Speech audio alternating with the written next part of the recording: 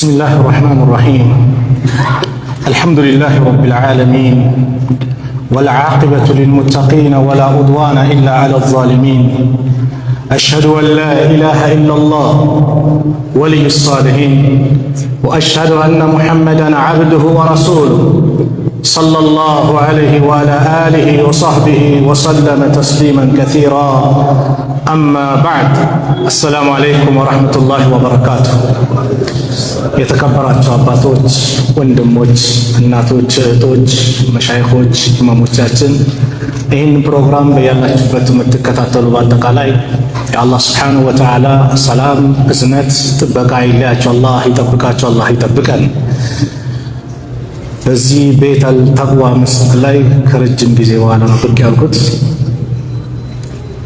ከርዕሴ በፊት ሁላችንም ሙስሊም እንደ አንድ አካል ስለሆነ የሙስሊም ህመም በየቦታው በሚደርስበት መከራ፣ እንግልት ህመሙ ስለሆነ ከጀሰዲል ዋሂድ ብለው የአላህ መልእክተኛ እንደ አንድ አካል ናችሁ ብለው ስለገሰጹን ስለመከሩን ሁላችንም አክሱም ላሉት ወንድሞቻችን እህቶቻችን ከልባችን ዱዓ እናድርግ።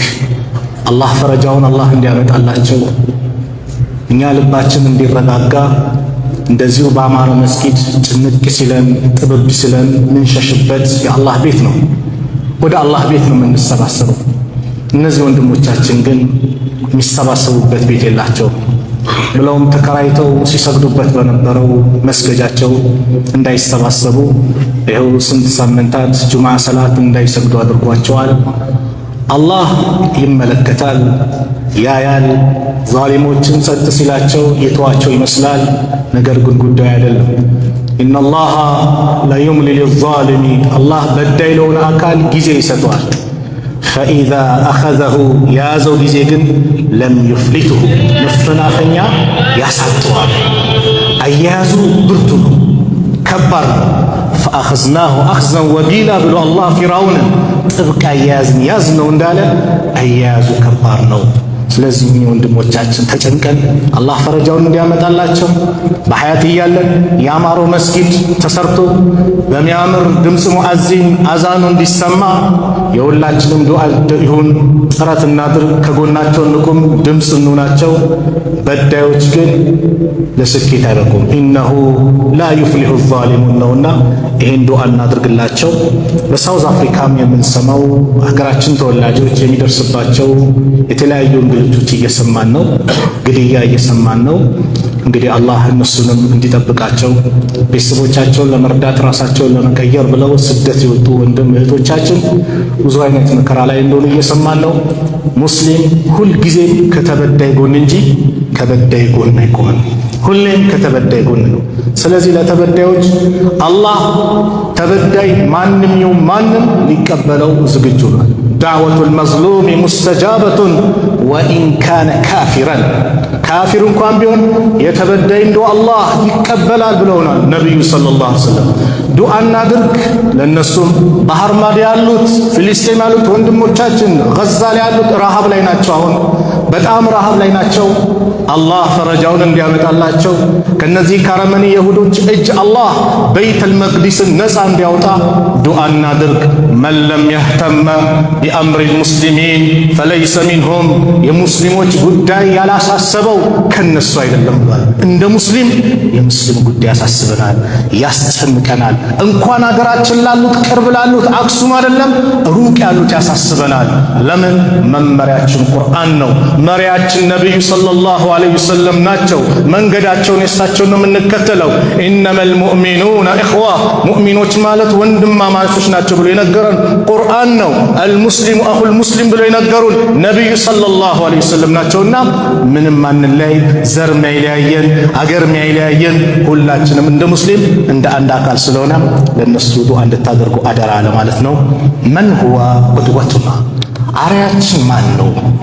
ዛሬ ቂብላ የጠፋን ብዙ ነገራችን የተበላሸብን አርያ አድርገን ያዝነው አካል ትክክለኛውን ስላልሆነ ነው፣ መስመሩን ስለሳተ ነው።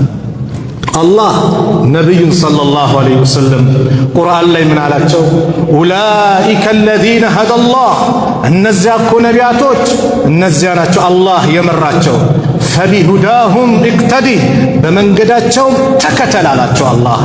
ቁል ላ አስአሉኩም ዐለይሂ አጅራ ኢን ሁወ ኢላ ዚክራ ሊልዓለሚን፣ በእርሱ በቁርአን ምንም ዋጋ ገንዘብ አልጠይቃችሁም በላቸው። እርሱ ለዓለማት ግሳጼ እንጂ ሌላ አይደለም። ማን? ቁርአን። ቁርአን መመሪያችን ነው። ቁርአን ዱስቱራችን ነው። ከቁርአን መንሃጅ ስንወጣ፣ ከነቢዩ አስተምሮ ስንወጣ መንገድ ይጠፋናል፣ ቂብላችንን እንስታለን። አላህ ረሱል ዓለይሂ ሰላቱ ወሰላም ለእኛ በሁሉን ነገር ሞዴል እንደሆኑ ነግረውናል። ነቢዩ ሞዴል ናቸው። ባለ ትዳሮች ትዳር ያማረ እንዲሆን የረሱልን ዓለይሂ ሰላቱ ወሰላም ሐያት ተመልከት። እንዴት ነበር ትዳር የመሩት? ነቢዩ አባት ሆነዋል። ነቢዩ ባል ሆነዋል። ነቢዩ የአገር ሽማግሌ ሆነዋል። የአገር መሪ ሆነዋል። የመስጊድ ኢማም ሆነዋል። የጦር መሪ ሆነዋል። አያት ሆነዋል። ነጋዴ ሆነዋል። ሁሉንም ፈን ከማን መውሰድ ይቻላል? ከነቢዩ ሰለላሁ ዐለይሂ ወሰለም። ለቀድ ካነ ለኩም ፊ ረሱሊላሂ ኡስወቱን ሐሰና፣ በእርግጥም በአላህ መልእክተኛ ለእናንተ መልካም አርያ ተደረገላችሁ። ሊመን ካነ የርጁላህ ወልየውመል አኺር፣ አላህንና እንደው የመጨረሻውን ቀን ለሚከጅል ሰው ትክክለኛ አርአያ ረሱል ዓለይሂ ሰላቱ ወሰላም ናቸው። ወዘከረላህ ከሲራ፣ እንደዚሁም አላህን በብዙ ለሚያወሳ። አዎ፣ ስለዚህ ዛሬ የምናየው ፕሮግራማችን ተጨባጫችንን ነው የወደቅንበት። በሁሉም ማህበራዊ ህይወታችን ያሉትን ፕሮግራም አጠር አድርጌ ያቀርባለሁ።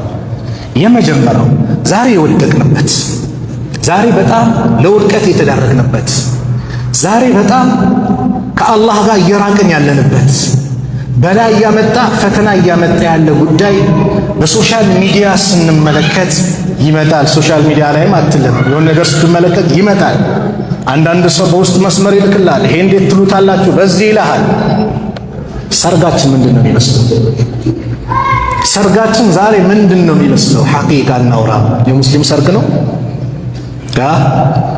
እነ ኡስታዝ ማሚ ያስታውሳሉ። በፊት ላይ ሰርግ ሲባል ከአስር በኋላ መስጊድ ላይ ፕሮግራም ይዘጋጃል። ተምርም ኩኪስም ይዘጋጃል። ሱብሃንአላህ እንዴት ያማረ! ስለ ሰርግ ዳዕዋ ተደርጎ ያላገባው እንዲያገባ ነሻጦ ይመጣል። ከዛስ ያችንም ቀምሶ ያ ሁሉ ሰጋጅ ያ ሁሉ ወንድም ባረከላሁ ለኩማ ወባረከ አለይኩማ ወጀማ በይነኩማ ፊል ኸይር ብሎ ዱዓ አድርጎ የሚበተንበት በረካ የሆነ አላህን የታዘዝንበት አላህን የእሱን ትእዛዝ የጠበቅንበት ሰርግ ማለት እኮ ኒካህ ማለት እኮ አላህን የምታመሰግንበት ቀን ነው ማለት ነው። ለምን? አላህ ከብቸኝነት ወደ ጥንድነት ስላመጣ፣ እህቴም አንቺን እንደዚሁ ስላደረገሽ፣ ወላጆች ልጆቻችሁን ወግ ማዕረግ ስላያችሁ አላህን የምታመሰግኑበት ወቅት ነበር። ዛሬ አዳራሹ ይከራያል። እኔ አዳራሹ ለምን ተከራየ አይደለም፣ ግን እየተሰራ ያለው ምንድን ነው?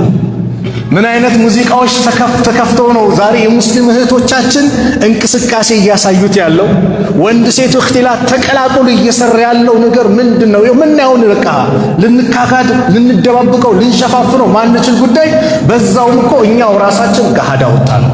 ልዩልኝ ማህበረሰብ የነበረውን ፋይሻ ፈሳዱን ተመልከቱልን ብለን ጥሪ እያደረግን ነው። በዛ ውስጥ ደግሞ አስብ፣ አንተ በፈሳድም ቢሆን ተቀብያለሁ ብለህ ወላጅም ሰጥተህ ለምትድረው ሰው ኒካውን ሐላል አድርገሃል። እዛ ቦታ ላይ ግን በፈሳድ የሚገናኙ ስንት ወንድምና እህቶች ናቸው። በሐራም ምሽቱ መናፈሻ ተብሎ ስንት ቦታ አንዳንዴ ይታደር ይባላል። ይሄ ያለንበት ተጨባጭ ነው። ለውድቀት የዳረገን አላህን የምናምጽበት ቀን አይደለም። እህቶቻችን ያን ቀን ምናምን የሚባል ነገር ይቀባሉ። ዙር ሰላት የለ፣ አስር ሰላት የለ። ለምን? ውዱ ከተደረገ ያችን ልጠፋ ነው ያለው። ይሄ ነው ያ ቀን። የመጨረሻው ጥሪ የሚደረግብሽ ቀን ቢሆንስ እህቴ፣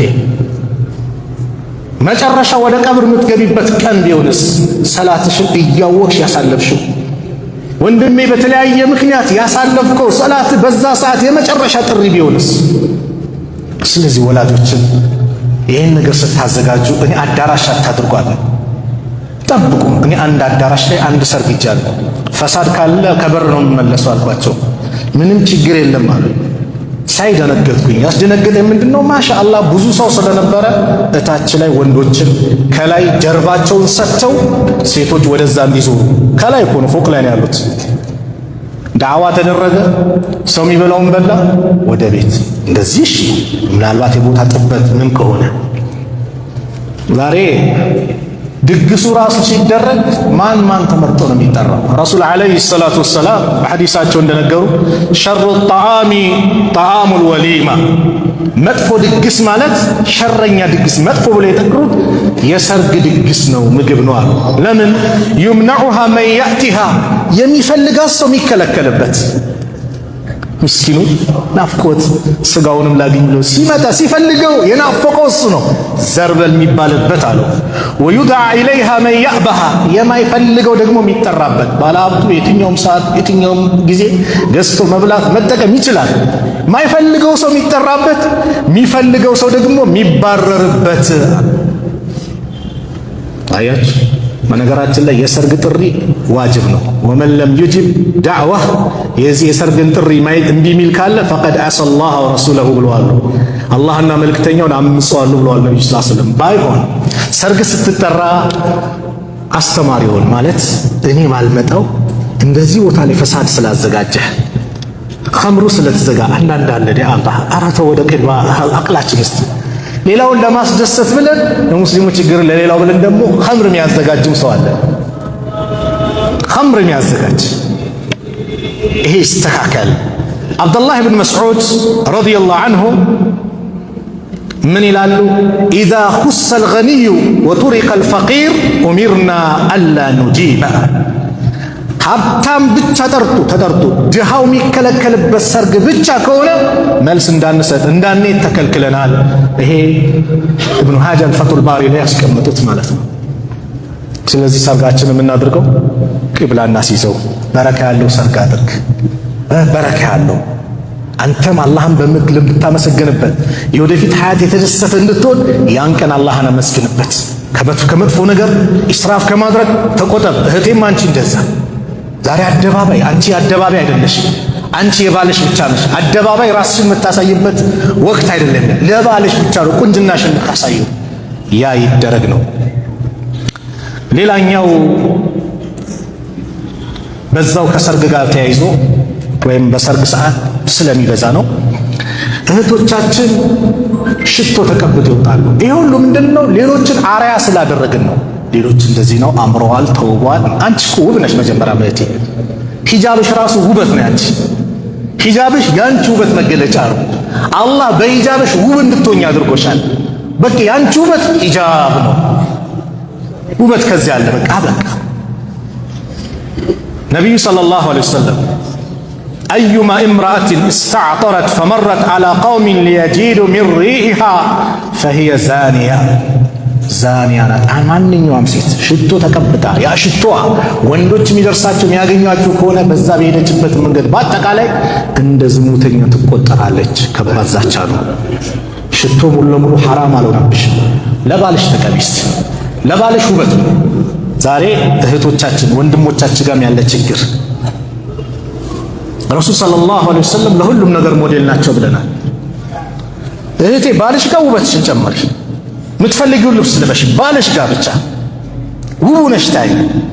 ዛሬ እህቶቻችን ሲወጡ ውብ ናቸው፣ ቤት ውስጥ ሲገቡ ደግሞ ኩሽና ላይ እንዳለ ይሄ አይሆንም። ውበትሽን ለባልሽ፣ አንተም ውበትህን ለሚስትህ አሳይ። ግልጽ ነው። ለሚስትህ ውብ ሆነህ ግባ።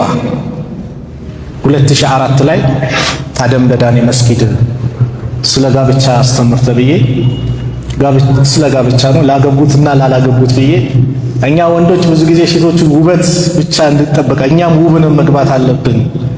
ስንገባ ከነሽርጣችን መግባት የለብንም፣ ከነጋራጅ ልብሳችን መግባት የለብንም ብዬ አስተምራለሁ። አላ ትምህርቱን ጨርሱ ብዬ ስወጣ የጋበዘኝ ልጅ አረ ጉድ አረከኝ አለኝ። ምን አረኩ አልኩት። ሙሽራው እኮ ጋራጅ ነው የሚሰራው አለኝ።